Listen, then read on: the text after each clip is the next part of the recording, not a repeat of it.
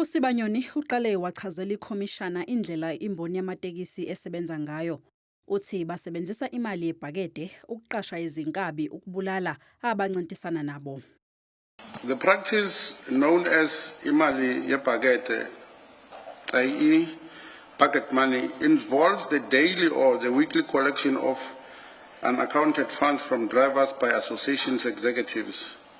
The Commission found that associations have become a law unto themselves.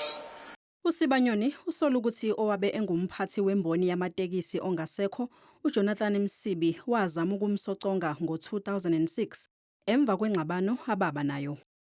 When I was shot, the person who shot me, I saw him. He was one of Msibi's alliance. Uthi waqasha uVusumuzi Khet Matlala kanye noKatiso Molefe kanye nezinye izinkabi njengabantu okwakumele bamsoconge. Mr. Msibi substantially reinforced his personal security apparatus. He surrounded himself with individuals known in the taxi industry in the criminal connotation of the term as izinkabi. Among those whom Mr. Msibi engaged for his purpose was Mr. Khet Matlala, it was Mr. Katiso Molefe. Uthi uMsibi wazama ukumbulala emva kokuba ekhulume nowabe engungqongqoshe wamaphoyisa uBhekicele emtshela ukuthi kunezikhulu zamaphoyisa ezisebenzisana namaqembu ezigebengu kodwa ke uCele wazithela ngabandayo.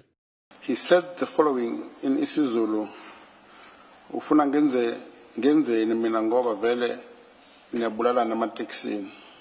Uthi into eyenza ukuthi akholwe ukuthi uMatlala kanye noMulife baqashwa njengezinkabi ezizingela yena ingoba babe baningi kakhulu abantu ababebulawa ngalezo khathi eMamelodi lapho okuzalwa khona uMatlala kanye naseSoweto la okuzalwa khona uMulife.